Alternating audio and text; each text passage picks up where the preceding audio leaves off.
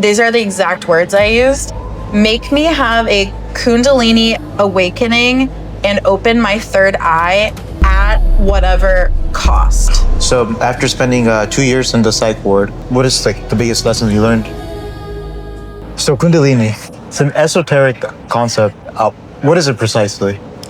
So Kundalini is basically, if you think about like a serpent energy living in the base of your spine. It's like an Eastern medicine concept. And what they say is that we have a serpent-like energy in the base of our spine. It's essentially like two snakes, and they're coiled at the base.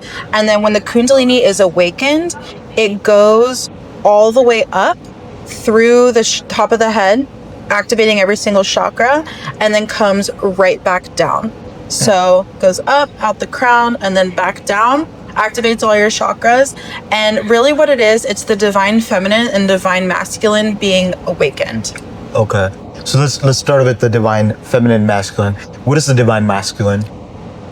The divine masculine, that's a really good question. I think everyone's answer may differ, but from what I've learned, it's basically if you could think of it as like the healthy masculine, the embodied masculine.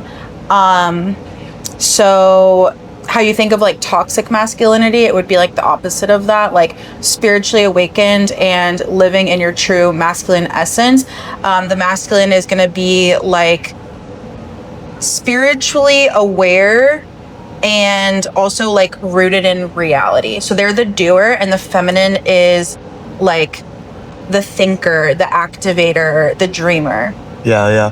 So it would be something like practically maybe like toxic masculinity is a man that wants to control, but divine masculine would be a leader, but through service, a leader through example maybe? Yeah, so like a leader with also like, room for negotiation, doing it in like a softer way instead of like a forceful way. It's guiding, it's not forceful. Yeah, I had this experience myself. Like I was like in those spaces, like the red pill spaces, and I'm like, yo, I gotta be in control. I gotta be this alpha dude.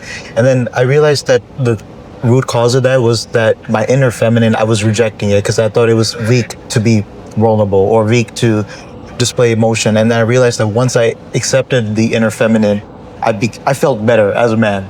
Yeah. So what is the balance between masculine, feminine, and a human being?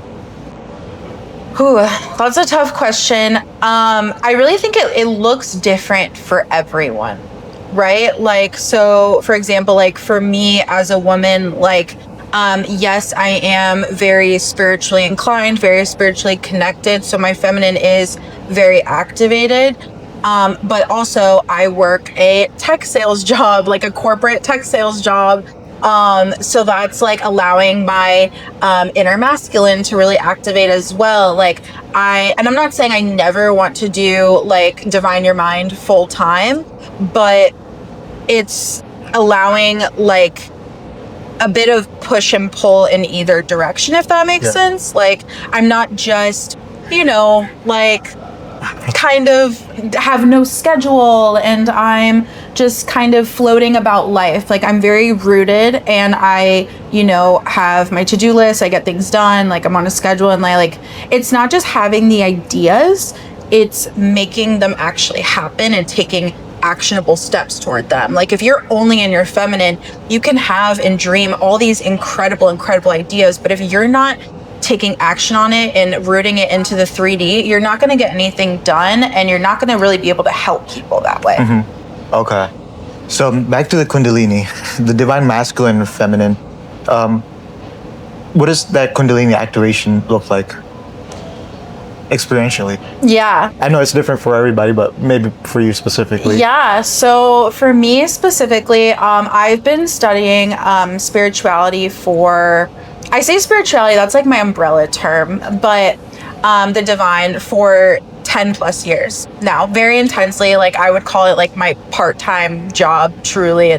And in 2019, so it started in 2015, and then 4 years into it, I learned about Kundalini. I was very fascinated. So really what Kundalini is it takes you off of the path that you were on, strips everything from you in a usually very intense way. Like Kundalini is not at all a light process. And yeah, so it strips away everything for you that's not meant for you.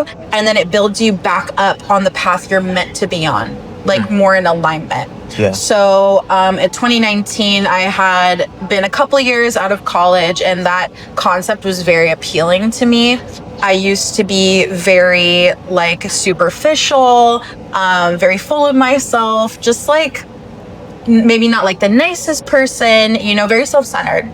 And I had a longing to really be more like fully embodied, like spiritually and everything like that. So Kundalini was very appealing to me, especially with all I'd studied about it. So I did something very risky that I genuinely do not recommend to anyone to do it this way. I took a tab of LSD and I meditated in my backyard. It felt like divine timing because I had gotten a promotion at work that day, and I stayed home, and it was a beautiful sunny day, and I meditated on it and asked God and my spirit guides to, these are the exact words I used, make me have a Kundalini awakening and open my third eye at whatever cost. At whatever cost is probably one of the craziest intentions you could set when taking any kind of, drug, medicine, whatever you want to call it, especially for like spiritual purposes. It's insane. And what happened is it worked. My third eye burst wide open. What did that look like experientially? Yeah. So in the days and weeks after I took the LSD and had that experience, I started to get, and I'd like heard spirit intermittently before, but this was like downloads of information. And the best way I could describe it is it felt like the ocean coming through a straw into my brain. Like so much massive downloads that my brain, it was literally overheating. I could not function. I couldn't like eat, sleep, go to work. Like I was just sitting on the couch or in my bed.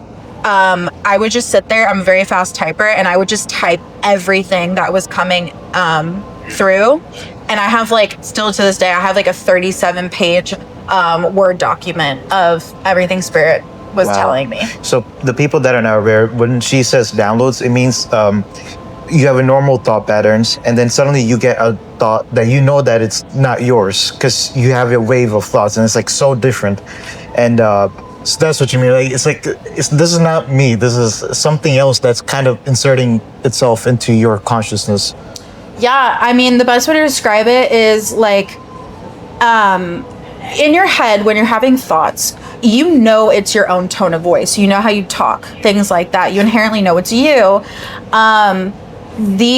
When spirit is speaking to me, God, my spirit guides is who I'm referring to when I say spirit.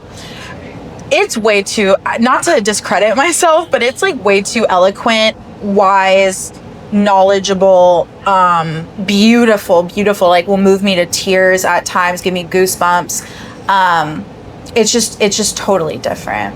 Yeah, and I kind of had that same experience. And I didn't do the drug route. It just happened to me. Like one night I was just sleeping, and suddenly I just teleported into a different place for a few seconds. And it was crazy because I had a vision of a person, and I was going crazy when I woke up that day. I'm like, what the hell is happening? And I go to third eye, and I run into that person. I'm like, oh no, what way? Like this shit is real. I'm not imagining anything. And I kept listening to that voice again and again, and it's led to massive changes in my life. Like I was never able to record on camera, and so it's like Kundalini forces you to kind of burst the bubble of your normal existence, and like brings upon pain, but then you come out across like a more real version of yourself. But going back to your story, so you had this massive third eye opening, got many downloads, started typing them on computer, and then what? And then I would sit in my room sometimes just crying because the things that Spirit was telling me were so beautiful. It would just move me to tears. And I was excited about it. I mean, this is what I asked to happen. So I wanted to share that with my family and friends. I was so wrapped up in it. I didn't realize discernment, which is so important. Knowing when and how to talk about this kind of thing. Because I told my best friends, I invited them over, sat them all down in a circle, and I told them that God was speaking to me in my head. Oh yeah. And they called the police. I laugh about it now because I'm clearly okay now, but so I had 2 police officers in my bedroom peacefully talking to me about spirituality for like 20 minutes. I told them what was going on, and at the end they said, okay, well, thank you so much for telling us that. Can you please come with us? Like, we want to take you somewhere safe. I wasn't hurting myself. I wasn't hurting anyone else. There were no threats of that. I was completely calm. And I ended up saying, okay, yeah, I'll come with you. And I saw it as like an adventure. So I packed up my stuff and I skipped into, practically skipped into the police car. I wasn't being arrested or anything. And they took me to my first mental health hospital. And then for honestly, the next over 2 years, I was in and out of mental hospitals, like psych wards and rehab facilities for mental health that entire time. So I was institutionalized completely for over 2 years in a 4-year period. So your belief in the voice that was talking to you was tested, essentially. Because you could have been like, okay, I admit I'm crazy and I don't want that voice. But what was your experience like? You're in the psych ward. Everybody around you thinks that you're crazy. Your best friends think the same. Yeah. But you're like, no, this voice is way too real for it to be my own craziness. So what was the conviction? Like, how did you hold on to that conviction? It was primarily God speaking to me throughout that. These days, it's more so my spirit guides. It's easier for spirit guides to speak to us as humans versus God.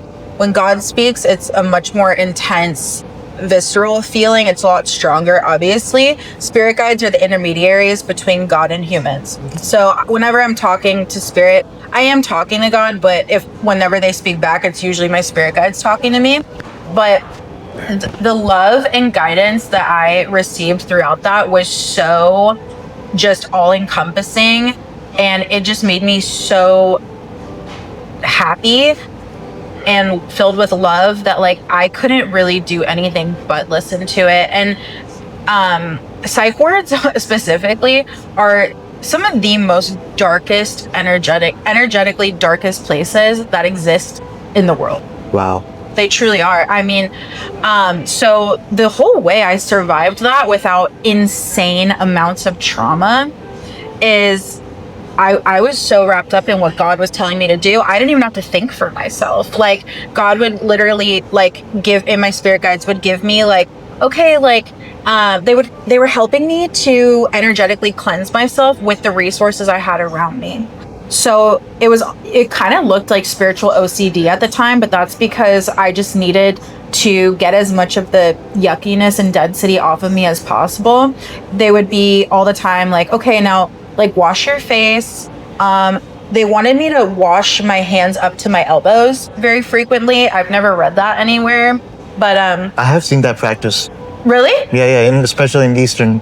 Oh, see, that's super cool. No, I didn't know that. So wash your hands. What about feet? Up to my elbows. I'm washing my feet. It was my face, my feet, and up to my elbows all the time. Sometimes 4 times a day.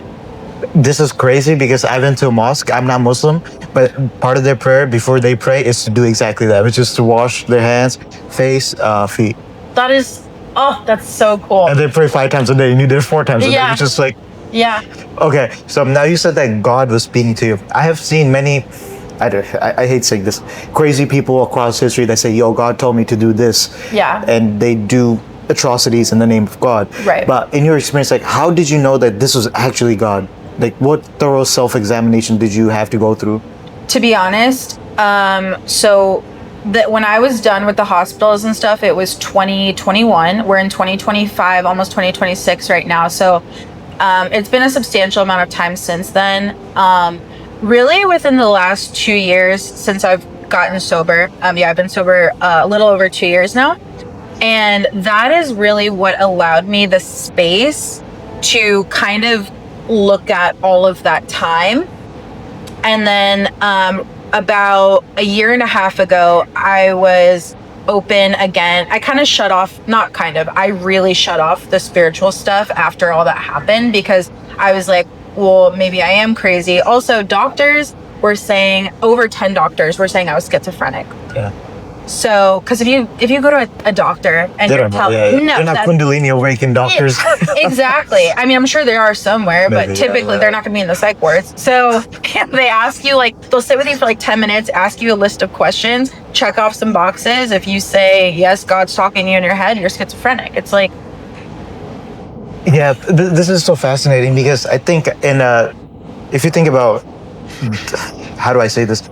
God wants his people to be outcasts from society. Yeah. Right? Because to follow God's messages, any Jesus Christ, any of the biggest figures, Buddha, they had to leave normal society, and people thought they were crazy. Yeah. And that's kind of what, like, you have to withstand the trials of everyone thinking that you're crazy.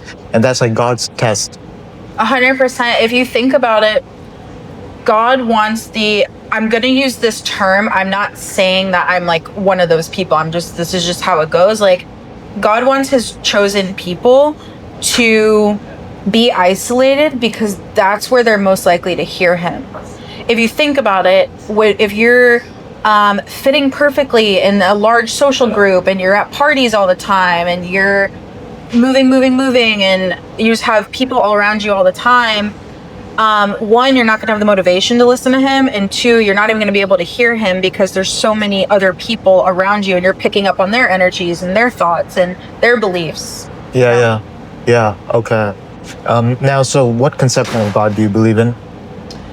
Source, the source of everything, but the source of love, like universal love, source consciousness. Okay, so like more like Christian, Hindu combined, sort of. Yeah. Okay. That's what figures you worship in particular, God or religion? Just God. Just God. Yeah. So how does your relationship with God look like? Okay, I will say I have such a love for archangels. And no one taught me that. I grew up Jewish, by the way. So archangels were definitely not something I ever grew up learning about. None of this stuff was. And yeah, archangels are like if you could think of them as kind of like the leaders of angels. And I wouldn't say I pray to archangels. I'm always praying to God, but I will ask certain archangels at times to help me with certain things, depending on what that thing is. Yes, that does work. Okay, my method of doing that is writing a note, like writing a letter, then placing it on whatever. I'm a Hindu, so I believe in idol worship, so that's what I do. Yeah. Place a note. What about you? How's your way of communicating? I do it in my head. I also have angel sprays. So this one's for Mother Mary. She's not technically an archangel, but I have a bunch of these for archangels. There's probably like 9 of them, and a lot of times when I'm doing readings, like I'll be called to pick a certain spray for different people. So like I'll spray this, and I'll pray. I wouldn't say pray. I'll ask her to help me with certain things. Yeah. So now you said that you don't speak necessarily direct to God, because that's very like not confrontational, but very intense. Yeah. Spirits are intermediaries. What does the experience difference look like? Spirit versus God. for you? So back when I was going through all that in and out of the hospitals, it was primarily God that was speaking to me. I think because the energy of that time was so intense, it didn't feel as intense to speak to God directly. Also, I really needed it. Today, God doesn't speak to me directly. I mean, he speaks through the spirit guides, if that makes sense. Like, they'll deliver his message. I don't really know how to explain the difference, except for it's almost like a tone of voice in your head. Yeah. But all of it's God. Yeah. So the way that kind of what you mentioned for me was that the thing that happened where I ran into that person, it was very vivid, very direct. And another one was me doing a sensory deprivation tank and doing a little bit of weed. And I had this intense vision about what I needed to do next. So that was a very direct, confrontational, vivid way. But recently it's been more like intuitive hits, like small little, I should be doing that. Let me try that out. And if I actually act on it, some good news always comes. And it's like one small thing was I was always afraid of dancing. So the intuitive hit I got was, go to Zilka Park and start to dance in public, because you have to beat this fear of what people think about you. And when I did that, I found so much freedom. And so it was like a small little intuitive hit. And I think that's kind of your spirit intuition. Do you see a relationship with that? Oh, no, totally. It sounds like he's wanting you to work on your visibility wounds. Yeah. And like having a podcast, things like that. It's like, it's like he's training you because he's building you up for something so much bigger, and it's going to require you to be seen by a lot of people. Yeah. Suffering. Do you think like a lot of the most spiritual people always have like crazy suffering stories? Do you think there's a relationship between suffering and spirituality? Yeah, I think, at least for me, I grew up very privileged. I never was bullied. I had school came to me very easily. I had some intense relationships with my parents that were troubled. Outside of that, everything was pretty easy, I would say. So and I'm not going to underestimate how difficult it was at home for me a lot of the time. However, in the grander picture of it, I did have a relatively easier childhood in a lot of ways. So also because I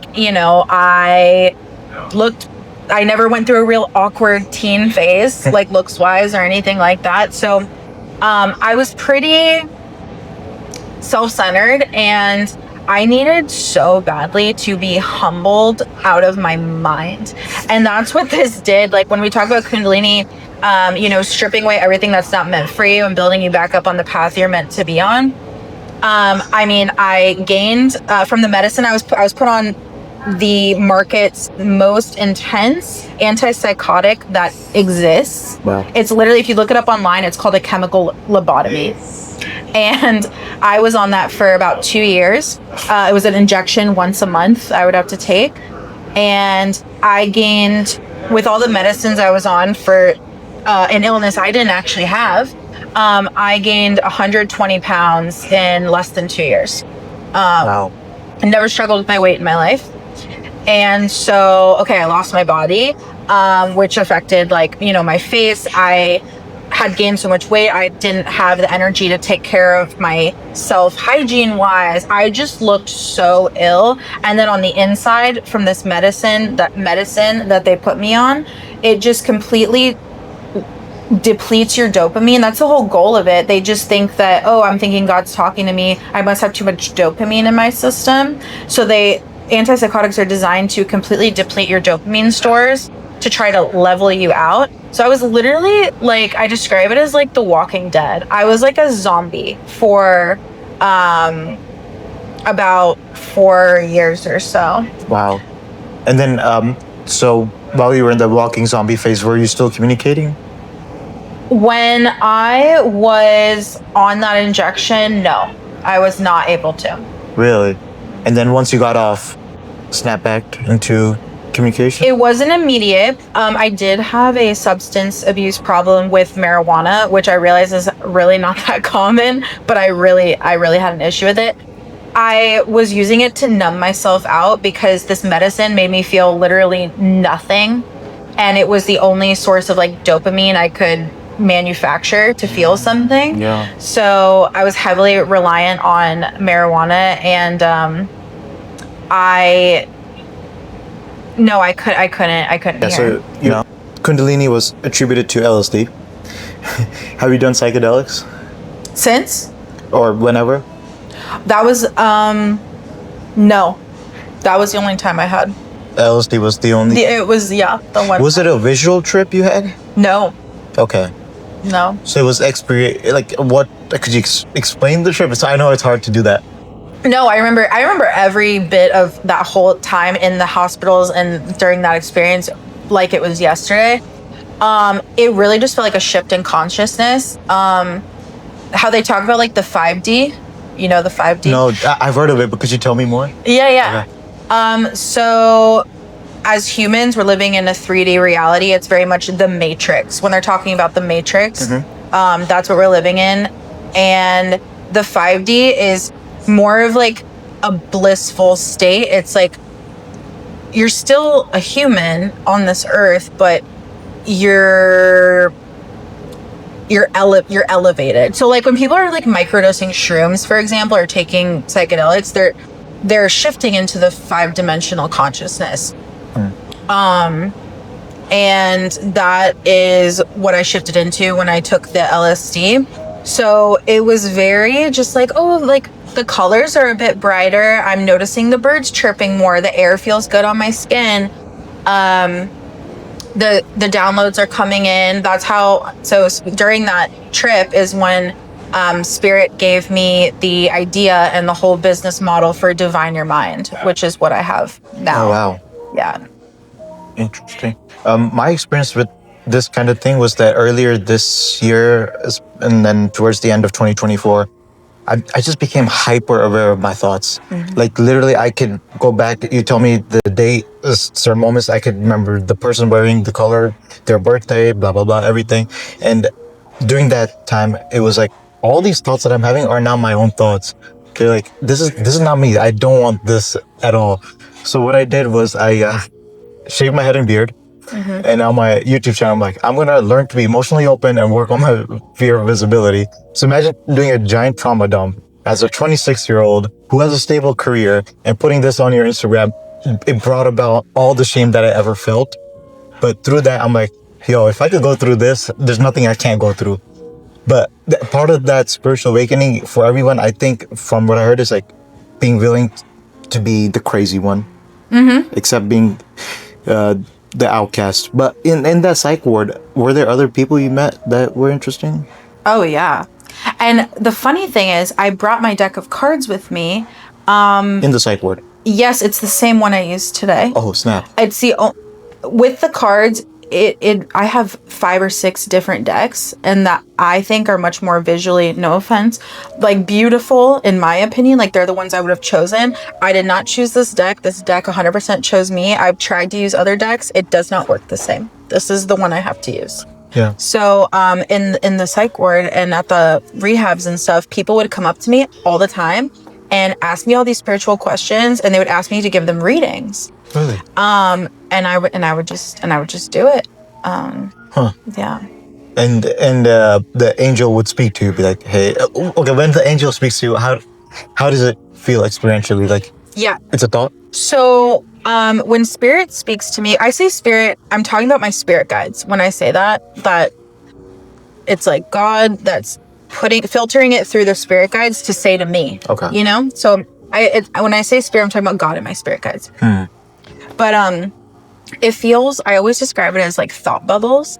It comes in right through here, and I'm not hearing anything like a voice. It's thoughts, like we said earlier, that are not mine. They're way too eloquent, and they're so like positive and loving and beautiful. And when I share those things with other people, it makes a very positive difference in their life. And when I follow the advice that spirit gives me, it makes a massively positive influence in my life as well. So there's a lot of, they call it like false light beings out there. That's how people will, you know, do a horrendous act and say it's in the name of God and stuff like that. That is, those are false light beings. So I don't really talk about the dark aspects ever, but I'm going to say like the enemy will basically pose as a light being and put these thoughts into people and make them do bad things and say it's for the name of light when it's not. Like, the best way to discern that for yourself, if like you're getting intuitive messages and if it's a false light being or if it's of light, authentic light, is when I take action on what I'm being told, is it leading to positive or negative outcomes? Okay. Right. For me, same thing for me looks like following my path of excitement, like what excites me. Do you watch Dolores Cannon? Oh, I've heard of her. Okay, because she always talks about White hair. Yeah. and Bashar. Yes, I love Bashar. Okay, yeah. Yeah, Bashar is amazing. Yeah, he's like, you have to be excited. And that's interesting. Yeah, so when you go through Kundalini, from what I hear from the Eastern tradition is that your channel becomes more receptive. And in that receptivity, higher receptivity, it's good for spirits, but also for the darker forces to kind of want to come to you because now you're capable of more. And that's why like people are afraid of dark magic and black tantra and all that.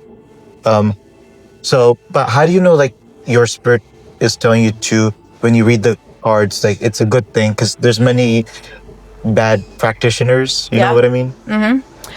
So spirit taught me 100% how to do the cards, taught me how to arrange it.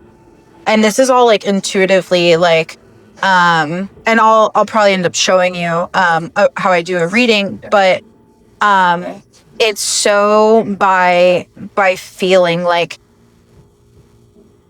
it's kind of hard to describe because no one taught me how to do it. I don't know anyone who does it anywhere remotely like I do, but I actually don't like getting readings done on myself by other people because I don't trust the source of where they're coming from. And I respect if anyone feels that way about myself. But for me, I know whenever I'm doing a reading, I've been guided by spirit to say, exactly, I ask my spirit guides to connect with their spirit guides with their permission that they have to explicitly give to deliver a message only in the highest good. Very important. Again, no one taught me that phrase, like altogether. When I do that, I've done, I mean, probably over 50 readings for people at this point. And I've never received bad news. I've never received anything that scares anyone. Nothing. And even if something needed to be worked on, which happens all the time, the way it's delivered and the wording of it is so positively spun to where it's inspiring instead of scary. A lot of readers out there are going, and this is from experience of readings I've gotten, they'll say things that will scare the crap out of you. Yes. Or they'll try to tell the future and say like, oh, you're going to meet your soulmate in 3 months. And then 3 months comes and goes and it doesn't happen because that's not how energy and time works. Yeah. There's infinite timelines that change depending on every minute decision you make. So no one's going to be able to tell you what divine timing is. Yeah. What is your higher self? Your higher self is, if you think of, the way I think of it is, it's your soul. It's your soul, and it's also your soul knowing the lifetime, like say, because we're humans right now, it's your soul knowing what your human self planned for this lifetime because they've already lived it. Oh, snap. So, wait, we're living a memory of our soul? We're living a memory of our soul because the soul knows the life path? Is that what you're saying? So before we come into each lifetime, because I believe that Reincarnation. exactly. Yeah. Before we come into each lifetime, we plan the lifetime with our soul family and like our spirit guides, you could say. And then we map out everything, like, you know, who you're going to meet, who you're going to end up with romantically, who your boyfriends along the way are going to be, or your girlfriends, what jobs you're going to work at, just like map out all of this and like what the destination is. And think of it like creating the play storyline, and then we come down and we act out the play. But we actually forget what we planned the second we're born.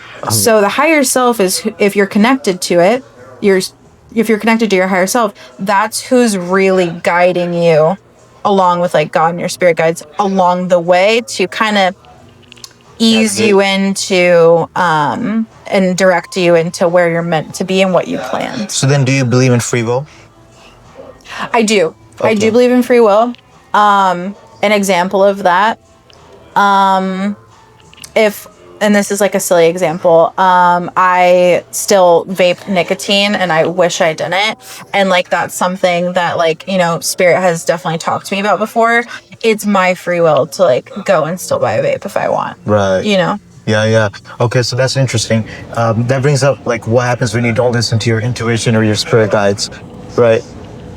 What have you had any experience where you didn't listen and like, oh snap, I should have listened? To be honest with you, I take it so genuinely seriously. I'm almost always listening. Right. I can explain. I have a couple times that have happened where Spirit was warning me about something. I wanted to say no, and then I did what they said, and it saved my life. Wow. Yeah. Okay. So, what is the craziest reading you've done? If you could share that. Ooh. Okay. This is a cool one. I have two favorites, but this one is particularly interesting. So I have a friend. I know we both go to kava bars, and we're at one right now. I have another one that I go to quite frequently. I have a friend there who I had known for months, and I was doing a reading for him, and I drew this card, and the card was essentially telling me that this person is transgender, and I didn't know how to bring that up. I didn't want to say it because what if I was wrong? Mm-hmm. And I like kind of told Spirit that in my head, like, I'm not going to say that, but the card was so glaringly saying that. And I also didn't think that the guy sitting in front of me was trans, and I've known him for months. Like, gun to my head, I would have never thought that. So yeah, I didn't know what to do. It was a very precarious situation, and I asked Spirit to, like, you know, use the right words, and Spirit ended up saying, like, your masculine and your feminine energies are so equally balanced. Does that make sense to you? And he was like, oh yeah, well, I don't know if you knew this, but I'm actually trans. And I was like, my jaw was literally on the floor. I started laughing so hard because I was like, you don't understand. Spirit had been telling me that, but like, I didn't want to say that because what if I was wrong? Because I genuinely didn't know. Right. That's crazy. It was crazy. Oh, also, and his spirit guides were like so amazingly proud of him, and just were gushing about how incredible this guy is. And it was such a beautiful reading. So each person has their own spirit guides? Yeah. Okay. And these guides, do they have a face or something? I actually am not, I say I'm not clairvoyant because I don't, like, if I'm doing a reading, sure, I'll get, I guess, like, mental images of stuff, but like, I don't see spirit like with my eyes. A lot of people do, but I'm not one of them. So I actually don't know what they look like, and I also don't know exactly like who my spirit guides are. I know of two, and that's it. One of them, Spirit actually like told me who it was. It's an archangel. I'd never heard of him before, and they asked me to Google this name, and I did, and it turned out to be the name of this archangel, which was That was really fascinating. But no, I don't know what they look like, or like for the large part who exactly they are. And that's not when I'm doing a reading for someone, and when I am speaking to mine, it's not very important for me to know exactly who it is. It's more I'm talking to the cohort of spirit guides and channeling that frequency. Interesting. So after spending 2 years in the psych ward, right, 2 years, what is like the biggest lessons you learned? Well, Nobody gets to spend 2 years in the psych ward. yeah, and in and out of like all different ones. And I would have never guessed that she spent 2 years in the psych ward. Oh no, the government. I mean, I was legally declared like almost like an invalid, which I don't even really like that word. It's a terrible word, but basically like deemed unable to take care of myself for the rest of my life. Like Wow. I was on government assistance, like food stamps. The doctors told my parents that I would need to live in a long-term care facility for the rest of my life. Just based on the fact that she had some downloads. Yeah, I mean, I will say it got really crazy. Like, Okay. it was so intense and the energy was so heightened. I wasn't hurting myself. I wasn't hurting anyone else, but like, I mean, I took all my clothes off and walked naked down the street in La Jolla, California, and waved to a public bus. Like, I didn't get arrested. I also went missing for like 24 hours, and my face was plastered all over the news in Tampa, Florida, where my dad lives. And they had like helicopters looking for me, bloodhounds. I left my dad's house in the middle of the night and was missing for a night. And I ended up jumping the fence at a mansion in his neighborhood and swimming naked in their pool for like 8 hours. Wow. So I was like doing like weird stuff. Right. Like I knew what was happening in my head. I wasn't hurting anyone. I actually never got arrested the entire time for anything like that. But they're like, send her back to the psych ward. Yeah, I've noticed that a lot of these spiritually awakened people act like they're children, like they're actually childlike curiosity, because like you break free out of the. Okay, so yeah, you were saying that you did some crazy stuff, swam into a mansion's pool, did a bunch of other things. Okay, so after that psych ward, eventually came off the medicine, and what did that transition back into normal society look like? Yeah, so I only came off the medicine because after I'd been out of the hospitals for 2 years, so this was 2023, I got out in 2021, and I was miserable from 2021 to 2023. I was like that walking zombie I've talked about. I had a minimum wage job. I had previously been in like very high paying tech sales, and I couldn't work that because my brain was not working. So I'm working at a minimum wage job, and I'm basically brain dead, and I'm very socially anxious. I can hardly put sentences together.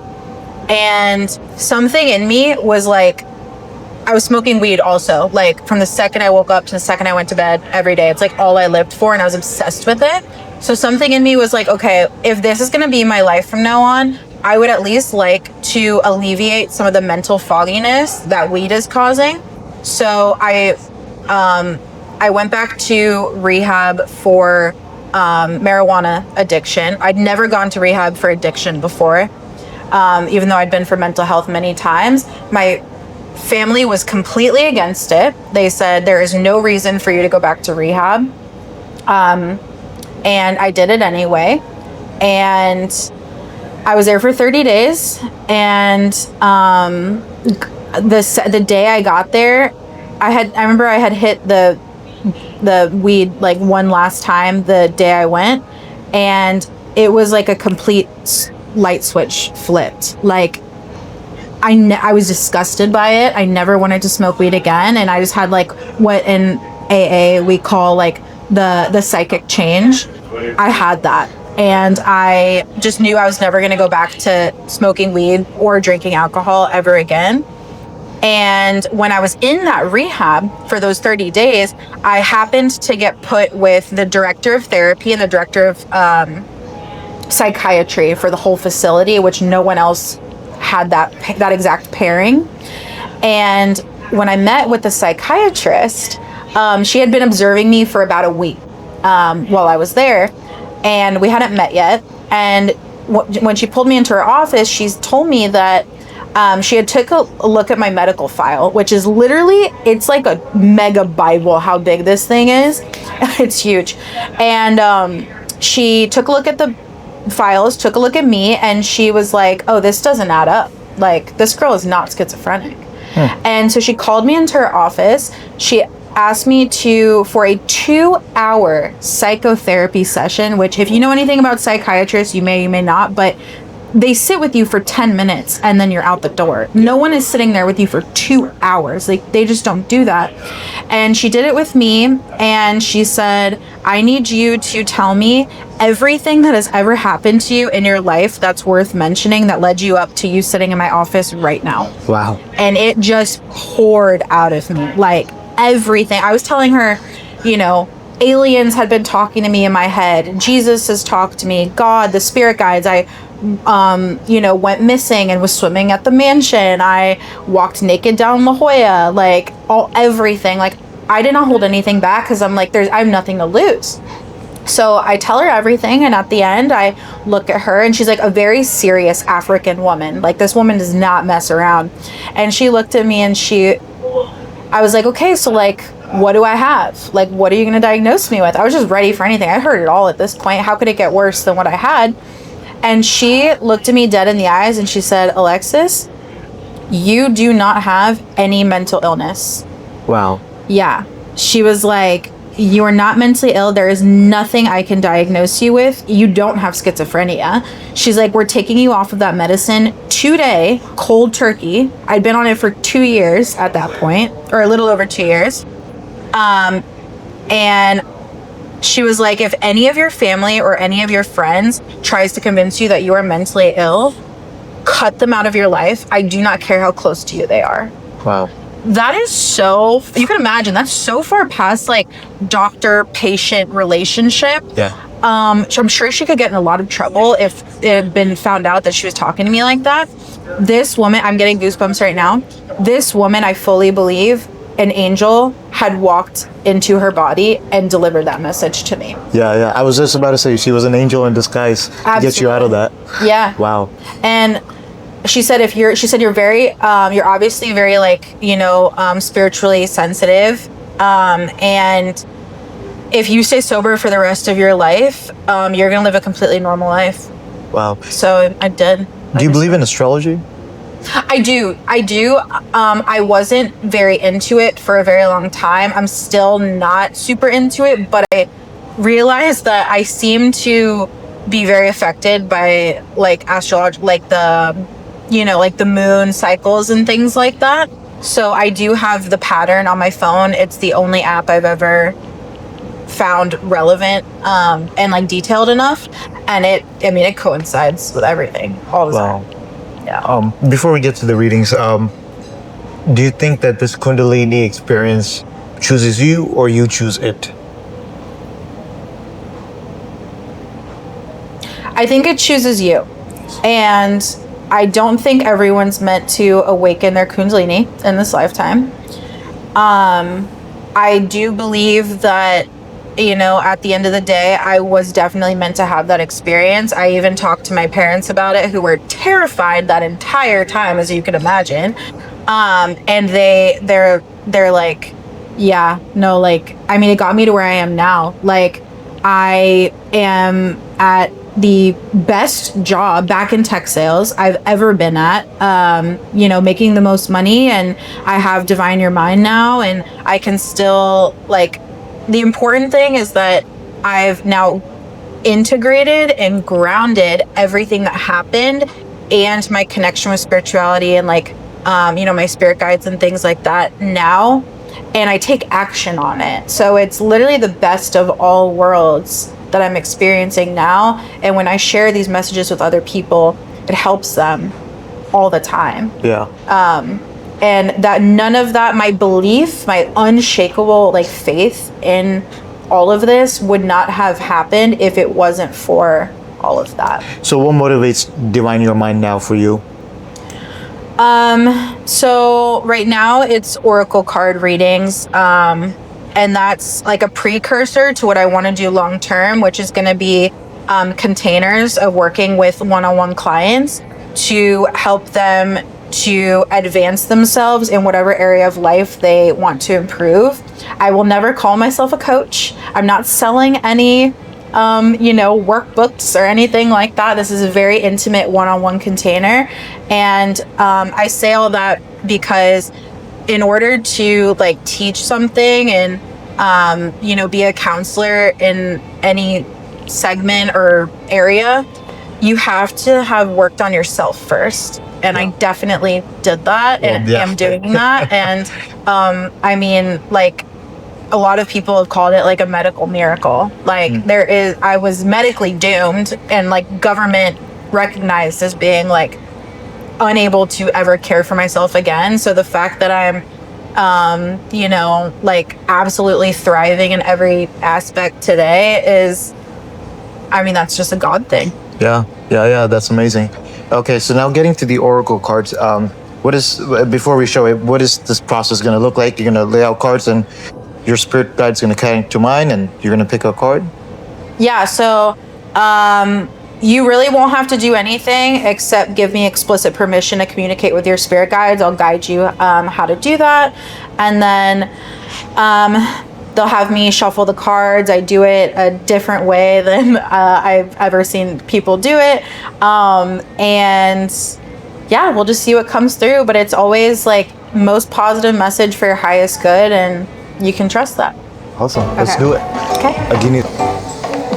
So this is the deck. It's the Sacred Rebels Oracle. The way Spirit described it to me, instead of like the Father, Son, and the Holy Spirit, which the Holy Trinity has been like a very big thing throughout all this, and I grew up Jewish, so that's also why I wear like the cross. Is instead of like the Father, Son, and the Holy Spirit, it's the Mother, the Daughter, and the Holy Spirit. Oh, okay. That's just how Spirit's described it to me. Okay. It does come with a booklet, but I do not use it. Okay. So we're gonna start by clearing the energy. This is Angel Protection Energy Spray. I added a bunch of Archangel sprays in it as well. I've been doing this lately instead of the individual angel sprays, but okay. It's like instead of sage.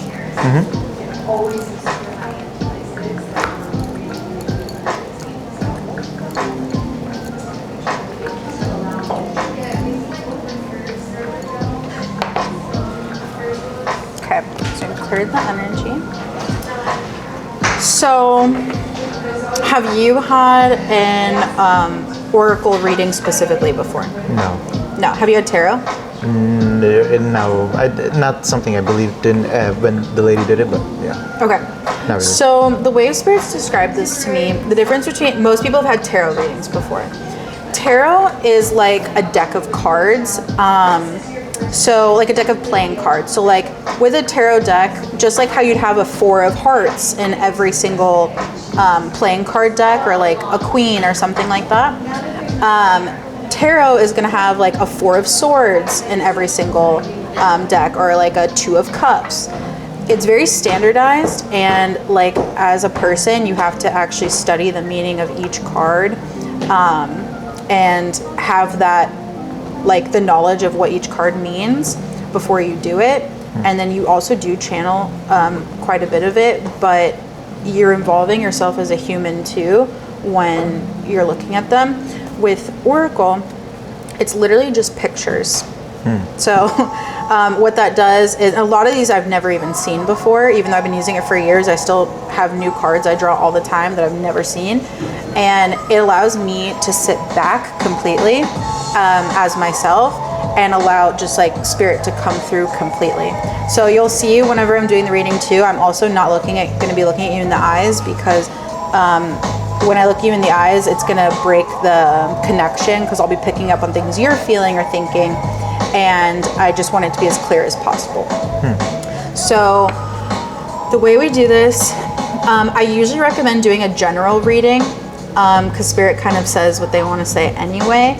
But if you have a specific topic or question in mind, you can think it in your head, and sometimes Spirit answers it directly, sometimes they don't. At the end of the day, it's really what they want you to hear. Okay.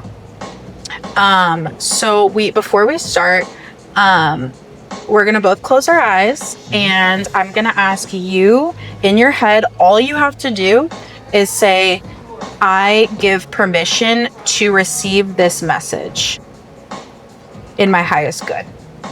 And then I'm gonna close my eyes and do my thing. And then we'll start. Every night. Me too.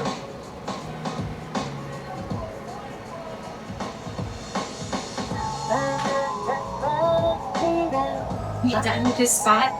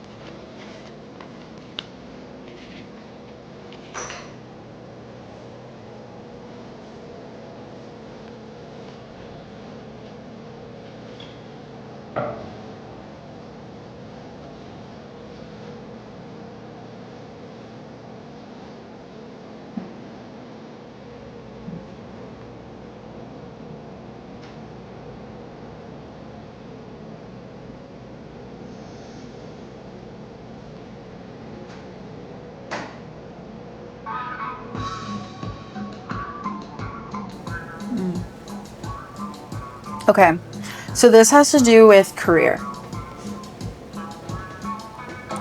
So it's past, present, future, but the way Spirit describes it to me is it's more like an energetic weather forecast, and I'm not telling the future. So in the past, you've lived like career-wise, like very much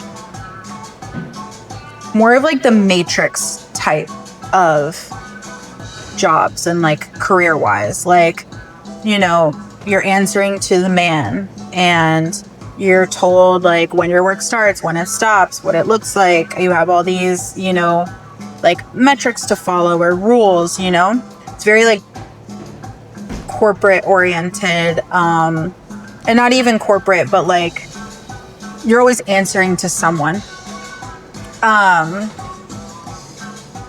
And it was kind of one of those things where it's like don't ask a bunch of questions, just like do what you're told.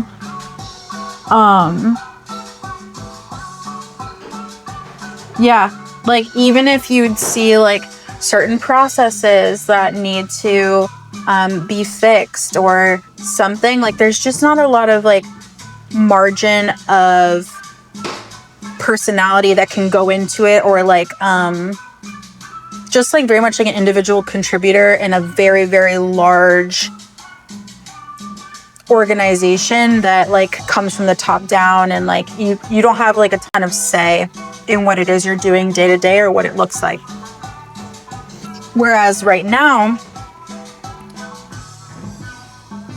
things are very much changing with that.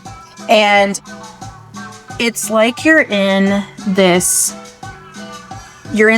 bubble, and the bubble is like full of light, but the rest like it's kind of like, okay, so and Spirit shows me this visual a lot.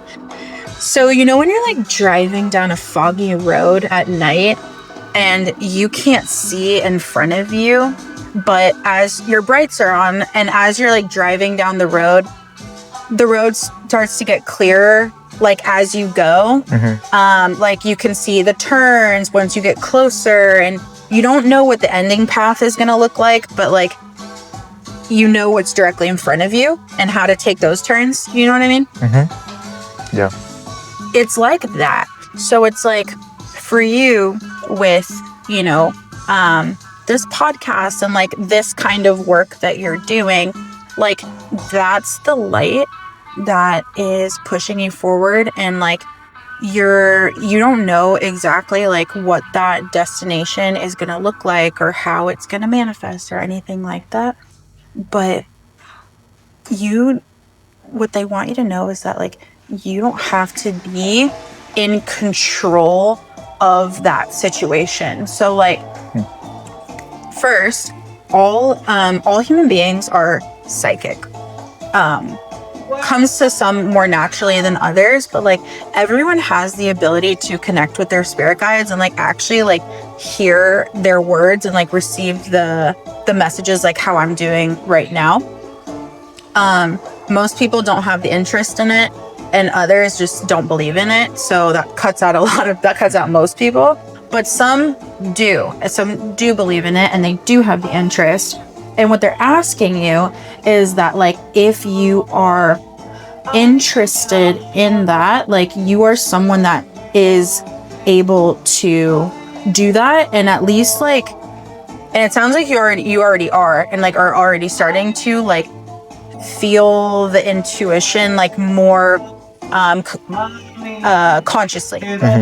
So they're also saying that like before you go to bed at night, like you can, if you are interested, you can say like in your head, like, God and my spirit guides and my highest good, I give you permission to communicate with me with your words. I am open to that, because it's a universal law that yes, they like want to help you. They're dying to help you, really, but they need like explicit permission in order to do that and in order to intervene. So like, for example, a lot of times they'll have me draw on examples. Like, for example, anytime I'm about to do like a speaking thing, like what we just did, or something at work or anything like that, I always ask God and my spirit guides to take over my words, thoughts, and actions. And they're saying that something like that would help you a lot too. It's going to help make that foggy road like have a bit more visibility, if that makes sense. And like, you won't, when you're doing that and when they're guiding you, like you're not going to have to be like consciously thinking about the next step, because they're already they're telling you quickly too, like what it is. Like say you have like 2 decisions on a project you're going to do, they're going to tell you very quickly which one it's going to be. So they're kind of trying, this is more a message for you that they're wanting, is kind of like they would love if you would like open up to having them explicitly communicate with you a bit more clearly if you're open to it. And yeah, like they want you to know too that like what you're doing is so great, and you're really you're paving a path that like no one in like your lineage has done like this like quite ever before. It's been very like, do as you're told, listen to the man, and you know, like just kind of do your thing. And you're like coloring outside the lines, and like they're telling you like it looks great, like you are doing all of the right things. They just want to help you more. Like they just need that permission from you in order to do that. And then for this last one, like as far as like if this the future is really contingent on like they'll usually give the actionable advice, and then like if you were to go that route and take that, this is kind of what they're saying it'll look like.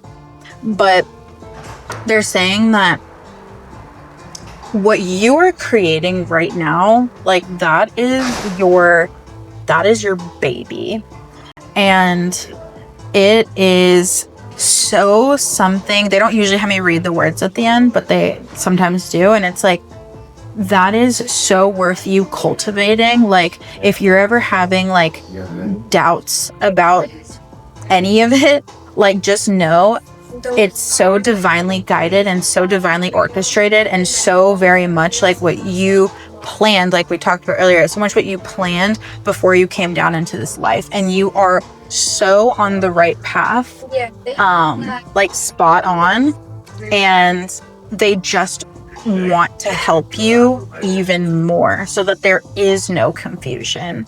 And that it's just not foggy, like you just have that like unwavering faith that like spirit is guiding you to doing the next right thing for you, and not just in career but like in any point in your life. Like there is no limit to what they will help with.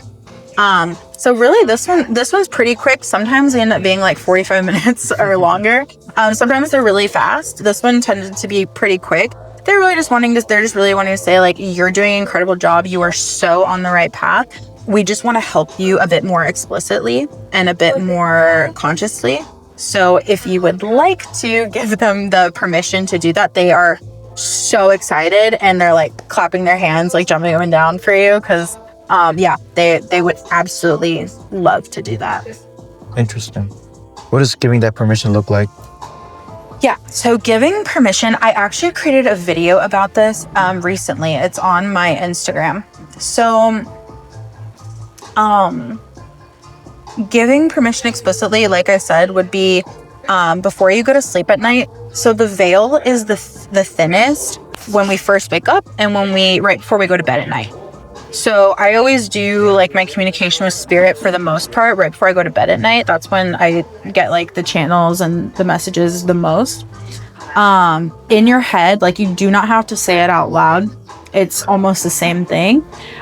Just being like God and my spirit guides, I give you explicit permission to communicate with me directly in my highest good.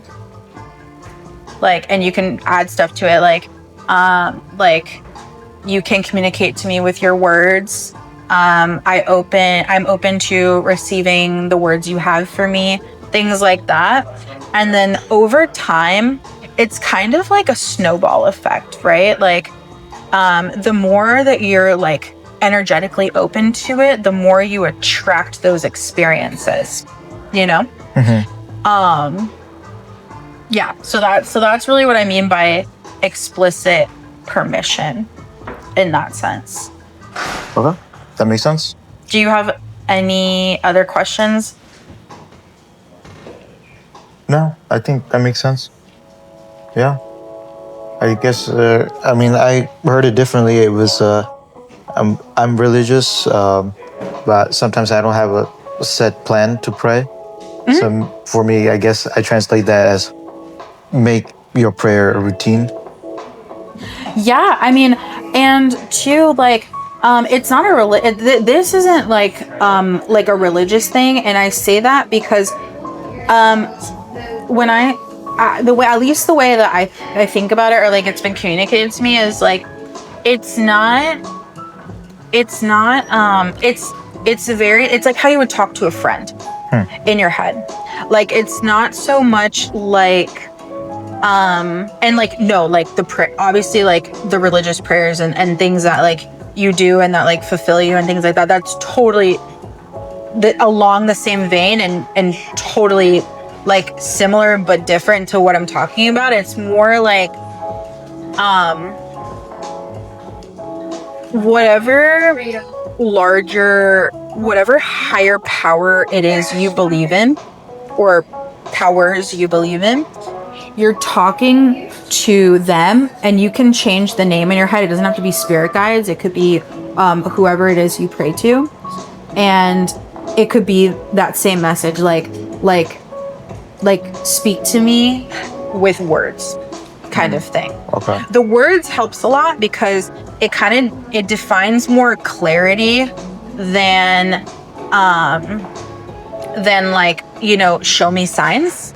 You know what I mean? Not that signs aren't incredible, because they are, but the words helps more with like day-to-day actions. You know what I mean? Okay. I was praying for signs this whole time. Okay. That makes sense. That's hilarious. Okay. Yeah. So I need words, not signs. Well, Yeah. signs are good too. Signs are amazing. But like also words, yeah. communicates me with words, because then it's like, yeah, it's like and there's probably gonna be a lot of times in your life and in your career where you have to make pretty quick decisions about things, or you can be confused about something and you're kind of like struggling with decision making, and it just makes it so seamless. Okay, that makes sense. Awesome. I appreciate that. Yeah, absolutely. Any other questions kind of while it's still open? No, I think I got my message. I think I'll get all the other answers by just asking for words. Exactly. Yeah, this one was pretty brief. I mean, sometimes they're like both me and the other person are like getting goosebumps and like shaking and stuff. But this one was pretty much like a kind of like a confirmation, and like also like a suggestion. If that is something that you're open to, it's something that they would love to help you in. Awesome. Sounds good. I appreciate that. Yeah. Yeah. Absolutely. Yeah, that's pretty cool.